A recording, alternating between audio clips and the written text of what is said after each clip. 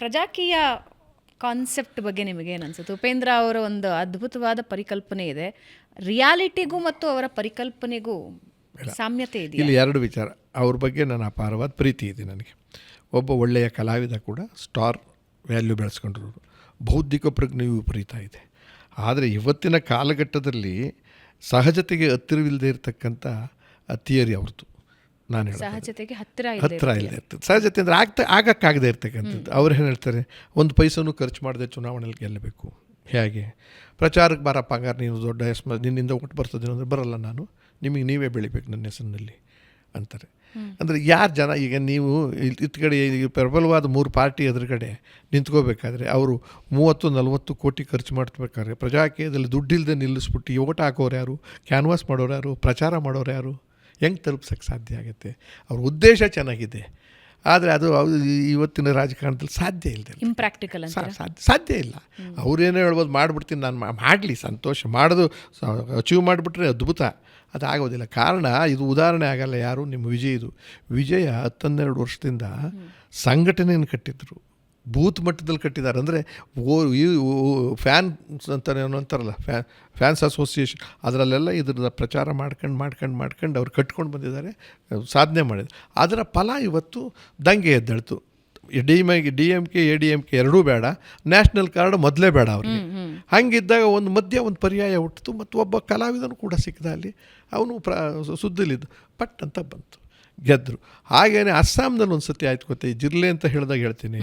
ಅಸ್ಸಾಂನಲ್ಲಿ ಬರೀ ಲಾ ಕಾಲೇಜಿನ ವಿದ್ಯಾರ್ಥಿಗಳು ಒಂದು ಸತಿ ಹೋರಾಟ ಮಾಡಿದ್ರು, ಯುವಕರೆಲ್ಲ ಸೇರ್ಕೊಂಡು ಆ ಹಿರಿಯರ ಮೇಲೆ ಹೋರಾಟ ಮಾಡಿದ್ರು. ದಂಗೆ ಎದ್ದೇಳ್ತು ಅಸ್ಸಾಂನಲ್ಲಿ. ಅವತ್ತು ಸಡನ್ನಾಗಿ ಅಷ್ಟೂ ಜನ ಚೀಫ್ ಮಿನಿಸ್ಟರ್ ಆದಾಗ ಫಸ್ಟ್ ಟೈಮ್ ಗೆದ್ದರು. ಆ 20-22 ಜನ ಚೀಫ್ ಮಂತ್ರಿ ಆಗಿದ್ರಲ್ಲ, ಯಾರು ಮದುವೆಗಳೇ ಆಗಿರಲಿಲ್ಲ. ಅಂಥದ್ದೊಂದು ಕ್ರಾಂತಿ ಆಯಿತು. ಅದೇ ಥರದಲ್ಲಿ NT ರಾಮರಾವ್ಗಾಯಿತು, MGRಗಾಯಿತು, ಜಯಲಲಿತಾಗಾಯಿತು, ರಾಮಕೃಷ್ಣ ಹೆಗ್ಡೆಯವರು 85ರಲ್ಲಿ ಆಗಿದ್ದು. ನಾವೆಲ್ಲ ಒಂದು 25 ಜನ ಗೆದ್ದಿದ್ದು ನಮ್ಮ ಚರಿಷ್ಮೆಯಿಂದ ಅಲ್ಲ, ನಮ್ಮ ರಾಜಕೀಯ ಅನುಭವದಿಂದ ಅಲ್ಲ, ಅವ್ರ ಹೆಸರು ಮೇಲೆ ಗೆದ್ದು. ಅದರಿಂದ ಈಗ ಕಾಕ್ರೋಚ್ ಪಾರ್ಟಿ ನೋಡ್ತಿದ್ದೀರಾ, ಫ್ಯೂಚರ್ ಇದೆಯಾ ಸರ್ ಅದಕ್ಕೆ? ನಾನು ಬಯಸ್ತೀನಿ ಬರಲಿ ಅಂತ. ಇವತ್ತು ನನ್ನ ಕಣ್ಣೆದುರಿಗೆ ಕಾಣಿಸ್ತಿರೋದು ನಾನಿರೋ ಪಾರ್ಟಿ, ಅದು ಬಿಟ್ಬಿಡಿ, ಅದು ಡೆಲ್ಲಿನಲ್ಲಿ ದೊಡ್ಡ ಹೆಸರು ಮಾಡಿರ್ತಕ್ಕಂಥ ಪಾರ್ಟಿ, ಆಮ್ ಆದ್ಮಿ ಪಾರ್ಟಿ ಅಂತ. ಇಲ್ಲಿ ನಾವು ಅದ್ರದ್ದು ಇನ್ನೂ ಶಕ್ತಿ ಬೆಳೆಸ್ಕೋಬೇಕು. ಈಗ ರಾಜ್ಯದ ದೃಷ್ಟಿಯಿಂದ ನಾನು ನೋಡಿದ್ರೆ, ಆಮೇಲೆ ದೇಶದ ದೃಷ್ಟಿಯಿಂದ, ದೇಶದಲ್ಲಿ ಕೇಂದ್ರ ಸರ್ಕಾರವು ಕೂಡ ಪ್ರಧಾನಮಂತ್ರಿಗಳ ಮೇಲೆ ಅಪಾರವಾದ ಗೌರವ ಇದ್ದರು. ಅವರ ವ್ಯವಸ್ಥೆ ಸಂಪೂರ್ಣ ಕೆಟ್ಟಿದೆ ಸಾರ್ವಜನಿಕವಾಗಿ. ಇವತ್ತು ನೋಡಿ, 11 ದಿವಸಕ್ಕೆ ಎಷ್ಟು ಸತಿ ಪೆಟ್ರೋಲ್ ಬೆಲೆ, ಡೀಸೆಲ್ ಬೆಲೆ ಏನಾಗಿದೆ, ಅದೆಲ್ಲ ಒಂದು ಕಡೆ ಕಂಟ್ರೋಲ್ ಮಾಡಬೇಕಲ್ವ. ಏನಾದರೂ ಹಾಕೊಂಡು ಹೋಗಲಿ, ಬಡವರಿಗೆ ಮತ್ತು ಅನುಕೂಲ ಕೊಡಬೇಕು, ಅದನ್ನು ಕೊಡಲೇಬೇಕಾಗಿದೆ. ಟ್ಯಾಕ್ಸ್ ತೊಗೊತಾ ಇದ್ದೀವಿ ನಾವೆಲ್ಲನೂ, ಟ್ಯಾಕ್ಸ್ ಹಣದಲ್ಲಿ ನಾವು ಬದುಕ್ತಾ ಇರೋದು. ನಾವು ಗುಲಾಮರಾಗಿದ್ದೇವೆ, ಅವರು ಪ್ರಭುಗಳಾಗಿದ್ದಾರೆ. ಅದು ಹಂಗಾಗಬಾರ್ದು. ಅವರು ಗುಲಾಮರಾಗಬೇಕು ಯಾರಿಗೆ? ಪ್ರಭುಗಳಿಗೆ, ಅಂದರೆ ಪ್ರಜೆಗಳಿಗೆ. ಅದಾಗ್ತಾಯಿಲ್ಲ ಇವತ್ತು, ಅದು ಆಗ್ತಾಯಿದೆ. ಇಲ್ಲಿ ನೋಡಿ, 3 ಪಾರ್ಟಿಗಳು, ಆಲ್ಟರ್ನೇಟಿವೇ ಇಲ್ಲ ನಿಮಗೆ. ಇವ್ರನ್ನ ಬಿಟ್ಟರೆ ಅವ್ರನ್ನ ಬಿಟ್ಟು ಅವ್ರು ಓಟ್ ಹಾಕಬೇಕು. 3 ಜನ ಎಂಥ ಸ್ಥಿತಿಲಿದ್ದಾರೆ: ಕುಟುಂಬ ರಾಜಕಾರಣ, ಆಮೇಲೆ ಕೋಮುವಾದರ ರಾಜಕಾರಣ, ಆಮೇಲೆ ಜಾತಿ ರಾಜಕಾರಣ. ಇಂಥ ಟೈಮ್ನಲ್ಲಿ ಜಿಲ್ಲೆ ಅಂತ ಹುಟ್ಟಿದ್ದೆಲ್ಲ ಯಾವುದೋ ಕಾರಣಕ್ಕೆ ಉಟ್ಕೊಂಡಿದ್ರು ಕೂಡ ರೋಷ ಅನ್ನೋದು ಬಂದಿದೆ ಯಂಗ್ಸ್ಟರ್ಸಲ್ಲಿ. ಮತದಾರರು ಯಾರು 18 ವರ್ಷದ ಮೇಲ್ಗಡೆ ಇರ್ತಕ್ಕಂಥವ್ರಿಗೆ ನಿರುದ್ಯೋಗ, 2 ಕೋಟಿ 3 ಕೋಟಿ ಉದ್ಯೋಗ ಕೊಡ್ತೀವಿ ಅಂತ ಕೇಂದ್ರ ಸರ್ಕಾರದವರಲ್ಲಿ ಒಂದೂ ಕೊಟ್ಟಿಲ್ಲದೆ ಇದ್ದಾಗ, ಪಾಸಾಗಿ ಮನೇಲಿದ್ದಾರೆ ಅಂತಂದಾಗ ಅವ್ರು ಬದುಕಂಗಮ್ಮ. ಇಲ್ಲ ಕಳ್ಳ ಆಗಬೇಕು, ಇಲ್ಲ ದರೋಡೆ ಮಾಡಬೇಕು, ಇಲ್ಲ ಏನೋ ಒಂದು ಮಾಡಬೇಕಲ್ಲ ಬದುಕಿಗೆ ಅವನಿಗೆ. ಅಂಥ ಸ್ಥಿತಿಗೆ ನಾವು ತಂದಿಟ್ಟಿರುವಾಗ ಇಡೀ ದೇಶದಲ್ಲಿ ಅವ್ರ ದಂಗೆ ಹೇಳೋ ಲೆವೆಲ್ಗೆ ಜಿಲ್ಲೆ ಪಾರ್ಟಿ ಹುಟ್ಟಿದೆ.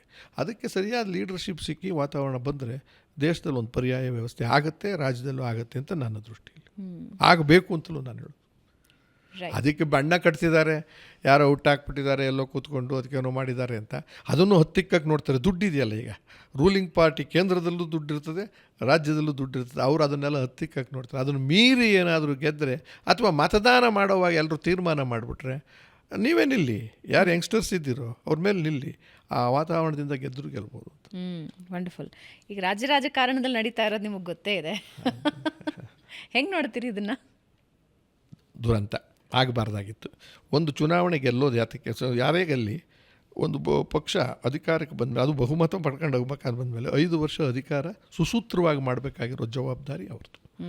ಮತ್ತು ಅವ್ರ ಪೂರ್ತಿ ಜವಾಬ್ದಾರಿ ಅಧಿಕಾರಕ್ಕೂ ಬಂದಾದಮೇಲೆ ಪಕ್ಷ ಮರಿಬೇಕು, ಪಕ್ಷದ ಸಿದ್ಧಾಂತ ಇಟ್ಕೊಳ್ಳಿ.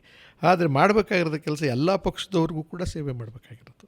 ಊರಲ್ಲೂ ಕೂಡ ರಸ್ತೆ ಮಾಡಬೇಕಾದ್ರೆ BJP ಜನತಾದಳ ಅಂತ ಮಾಡೋಕ್ಕಾಗುತ್ತಾ, ಬಾವಿ ತೋಡೋಕ್ಕೆ ಅಥವಾ ಅದು ಮಾಡಬೇಕು, ಅದು ಮಾಡ್ತಾರೆ. ದ್ವೇಷ ರಾಜಕಾರಣ ಶುರುವಾಗೋಯ್ತು ಒಂದು. ಆಮೇಲೆ ಗುಂಪು ರಾಜಕಾರಣ, ಒಂದು ಕಾಂಗ್ರೆಸ್ನವರಿಗೆ ವಿರೋಧ ಇರೋದು BJP ಮತ್ತು JDS ಮತ್ತು ಸಣ್ಣ ಸಣ್ಣ ಹೋರಾಟ ಮಾಡೋರು. ಅವರಲ್ಲೇ ಅದಕ್ಕಿಂತ ಜೋರಾದ ಹೋರಾಟ ಮಾಡ್ಕೊಂಡು ಕೂತ್ಕೊಳ್ಳೋ ಸ್ಥಿತಿಗೆ ಬಂದುಬಿಟ್ರೆ ಅಭಿವೃದ್ಧಿ ಏನು ಮಾಡ್ತೀರಾ ನೀವು? ಒಂದು ಕಡೆ ಫ್ರೀ ಕೊಟ್ರ, ಪ್ಲ್ಯಾನ್ ಇಲ್ಲದೆ, ಯೋಜನೆ ಇಲ್ಲದೆ ಪ್ಲ್ಯಾನ್ಗಳನ್ನ ಹಾಕ್ಬಿಟ್ಟು ಅವತ್ತು ಇವರು ಗೆಲ್ಲೋದಕ್ಕೆ ಮಾಡ್ಕೊಂಡ್ರು. ಬಡ್ಜೆಟ್ ಪ್ರಾಬ್ಲಮ್ ಆಯಿತು. ಈಗ ಬೇರೆ ಬೇರೆ ಇಲಾಖೆಗಳನ್ನೆಲ್ಲ ದುಡ್ಡು ತಿರುಗಿಸಿ ಅದಕ್ಕೆ ಖರ್ಚು ಮಾಡಿಬಿಟ್ರು. ಆ ಮಿನಿಮಮ್ ಡೆವಲಪ್ಮೆಂಟ್ಸ್ ಆಗಬೇಕಾಗಿರೋದಕ್ಕೆ ಮೈನಸ್ ಆಯಿತು ಒಂದು ಕಡೆ. ಆಮೇಲೆ ಈ ಗುತ್ತಿಗೆ ಮತ್ತೆ ಅಂತಿದ್ದಲ್ಲಿ ಲಂಚ ಇದೆಯಲ್ಲ, ಭ್ರಷ್ಟಾಚಾರ ಪರ್ಕ್ಯುಲೇಟ್ ಆಗಿರೋದು, ಅದು ಮಂತ್ರಿಮಂಡಲದಿಂದ ಹಿಡಿದು ಎಲ್ರಿಗೂ ಸಿಕ್ಕಾಕೊಂತಾನೆ ಇದ್ದಾರೆ. 50%, 40% ರೆಡ್ ಹ್ಯಾಂಡ್ ಆಗಿ ಈ ಥರದ್ದು ದುರಾಡಳಿತ ಜಾಸ್ತಿ ಆಗೋಗಿದೆ.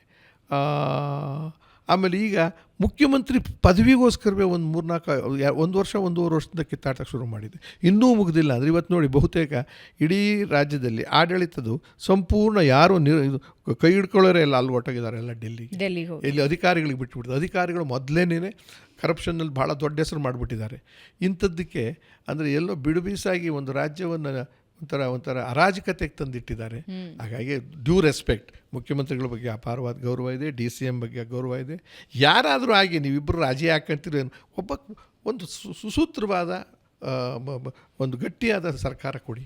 ಕೊನೆಗೆ ಅಂತಿಮವಾಗಿ ಈಚೆಗಡೆ ನಾವಿಬ್ಬರು ಒಂದು ಅಂತಾರೆ, ಟೀಮ್ ಮಾಡ್ಕೊಂಡು ಅಲ್ಲೋಗಿ ಒತ್ತಡ, ಇವ್ರಿಗೆ ಒತ್ತಡ, ಅವ್ರಿಗೆ ಒತ್ತಡ, ಇವ್ರಿಗೆ ಒತ್ತಡ ತರೋದು ಅಂತಂದರೆ ಕೊನೆಗೆಲ್ಲೋ ಒಂದು ಕಡೆ ನಮ್ಗೆ ಗುಮಾನಿ ಬರೋದು, ಯಾರು ಹೆಚ್ಚಿಗೆ ಹಣ ಕೊಟ್ಟರು ಅವ್ರ ಕಡೆ ಆಯಿತು ಅಂತ ಕಾಣಿಸುತ್ತೆ ಅನ್ನೋ ಅನುಮಾನ ಬರುತ್ತಿದ್ರಲ್ಲಿ. ಇದು ನಡೆದೋಗ್ತಾ ಇದೆಯಲ್ಲ ಎಲ್ಲ ಕಡೆಯಿಂದಲೂ. ಅವ್ರನ್ನ ಕರ್ಕೊಂಡೋದ್ರಿ ಅಲ್ಲಿ ರೆಸಾರ್ಟ್ನಲ್ಲಿ ಸೇರಿಸ್ಕೊಂಡು ಪಕ್ಷ ಉರುಳಿಸೋದು, ಈ ಪಕ್ಷ ಉರುಳಿಸೋದು, ಇದೆಲ್ಲ ಆಗ್ತಿಲ್ಲ. ಇವತ್ತು ಮುಖ್ಯಮಂತ್ರಿನೇ ಉರುಳ್ಸೋಕೆ ಏನೇನು ನಡೀತಾ ಇದೆಯೋ, ಮುಖ್ಯಮಂತ್ರಿ ಉಳ್ಕೊಳ್ಳೋಕೆ ಏನೇನು ನಡೀತಾ ಇದೆಯೋ ಬರೀ ಗೊತ್ತಿಲ್ಲ. ಆ್ಯಂಡ್ ಯಾರು ಏನೇ ಅಧಿಕಾರ ಬದಲಾದರೂ ನಮ್ಮ ಮುಖ್ಯಮಂತ್ರಿಗಳು ಮಾತ್ರ ಯಾವಾಗಲೂ ಬದಲಾಗೋದಿಲ್ಲ. 14 ಜನ ಮುಖ್ಯಮಂತ್ರಿ ಜೊತೆ ಕೆಲಸ ಮಾಡಿದ್ದೀನಿ ನಾನು ಮಾತಾಗಿಂದ. ಅಪಾಯವೂ ಇಲ್ಲ, ಉಪಯೋಗವೂ ಇಲ್ಲ. ಉಪಯೋಗ ಖಂಡಿತ ಇದೆ ಸರ್.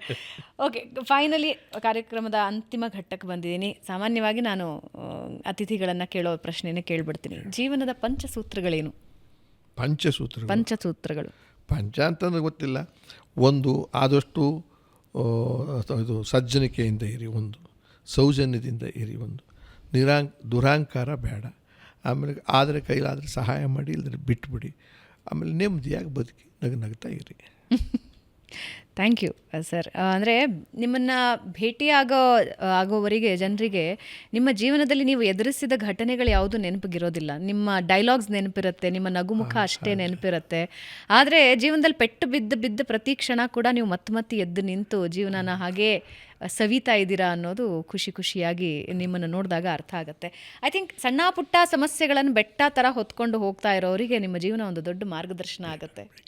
ಬರಲಿ. ಆಮೇಲೆ ನೀವು ಒತ್ಕೊಳ್ಳದೆ ಆಗೋದು ಹಾಗೆ ಆಗುತ್ತೆ. ಒಂದು ತಿಳ್ಕೊಬೇಕಾಗಿರೋದು, ಎಡವಬೇಡ್ದು ಮನುಷ್ಯ, ಆದರೆ ಎಡವುದಲ್ಲೇ ಏನು ಅನ್ಬೇಕಾಗತ್ತೆ ನಿಮ್ಮನ್ನು. ಹಾಗೆ ಮಾಡ್ಕೊಬೇಡಿ. ಮನುಷ್ಯ ಎಡಬೋದು ಅಥವಾ ಕಾಯಿಲೆ ಬರೋದು ಮತ್ತೊಂದಾಗುತ್ತೆ, ಮತ್ತು ಅದೇ ರಿಪೀಟ್ ಮಾಡ್ಕೊಳಕ್ಕೆ ಹೋಗ್ಬಿಡಿ. ಅದು ಬದಲಾಯಿಸ್ಕೊಂಡು ದಾರಿ ತಪ್ಕೊಂಡು ಹಾಗೆ ಕೆಲಸನೂ ಅಷ್ಟೇ. ಇಲ್ಲಿ ಸಕ್ಸಸ್ ಆಗಲಿಲ್ವಾನು, ಇನ್ನೊಬ್ಬರನ್ನ ಇನ್ನೊಂದಕ್ಕೆ ಹೋಗಿ ಎಲ್ಲೋ ಒಂದು ಕಡೆ ಭಗವಂತ ಕೊಟ್ಟೇ ಇರ್ತಾನೆ ನಮಗೆ ನಮ್ಮ ಜೀವನನ. ಬಟ್ ಅದು ವ್ಯತ್ಯಾಸ ಆಗದೆ ಅಂತ ತಿಳ್ಕೊಬೇಡಿ. ನಾನು ಇದರಲ್ಲೇ ಸಂತೋಷ ಕಾಣ್ಬೋದಲ್ಲ. ಈಗ ನಾನು ಉಪ್ಪಿಟ್ಟು ತಿನ್ನುವಾಗ ಉಪ್ಪಿಟ್ಟನ್ನ ಆನಂದವಾಗಿ ತಿನ್ನಿ, ದೋಸೆ ಸಿಕ್ಕಲಿಲ್ಲ ಅನ್ನೋ ಒದ್ದಾಡೋದು ಬೇಕಾಗಿಲ್ಲಪ್ಪ, ಇದನ್ನೇ ಅದ್ಭುತ ಅಂತ ತಿನ್ನಿ. ಕಾಯಿಲೆ ಬಂದುಬಿಟ್ಟಾದ್ಮೇಲೆ ಅವು ಯಾವ ತಿನ್ನಂಗೆ ಅಲ್ವಲ್ಲ, ಅವಾಗೇನು ಮಾಡ್ತೀರಿ ನೀವು? Thank you so much sir, Bengaluru ಬಸ್ಸಿಗೆ ಬಂದಿದ್ದಕ್ಕೆ. ನಿಮ್ಮಿಂದ ಬಹಳಷ್ಟು ಜನ ಏನೋ ಒಂದು ದುಃಖದಲ್ಲಿರ್ತಾರೆ. ಬಹುಶಃ ನಿಮ್ಮ ಪಾಡ್ಕಾಸ್ಟ್ ನೋಡಿದ ತಕ್ಷಣ ಅಯ್ಯೋ ಸರ್, ಅಷ್ಟು ಮುಖ್ಯಮಂತ್ರಿ ಚಂದ್ರು ಅವರು ಅಷ್ಟು ಅನುಭವಿಸಿ ಜೀವನದಲ್ಲಿ ಇಷ್ಟು ಉತ್ಸಾಹದಿಂದ ಇರಬೇಕಾದ್ರೆ ನಾವ್ಯಾಕಿರಬಾರ್ದು ಅಂತ ಖಂಡಿತ ಜೀವನ. ಯಾರು ನಿರುತ್ಸಾಹ, ಇದು ಒಂಥರ ಎಂಥದ್ದು ಉತ್ಸಾಹ ಕಳ್ಕೊಬೇಡಿ. ಜೀವನದಲ್ಲಿ ಉತ್ಸಾಹ ಇಟ್ಕೊಂಡು ಬೆಳೀರಿ. ಮತ್ತು ಆಗುತ್ತೆ, ಒಳ್ಳೇದಾಗುತ್ತೆ, ಕೆಟ್ಟದ್ದು ಆಗುತ್ತೆ, ಒಳ್ಳೇದು ಆಗುತ್ತೆ, ಒಟ್ಟೊಟ್ಟಿಗೆ ಸ್ವಲ್ಪ ಜಾಸ್ತಿ, ಕೆಲವ್ರಿಗೆ ಕಡಿಮೆ ಆಗುತ್ತೆ. ಅದು ಅವರ ಹಣೆ ಬರ. ಆದರೆ ಅದನ್ನು ಆನಂದ ಪಡಿ ಅಂತ ಕೇಳ್ತೀನಿ. Thank you sir, thank you.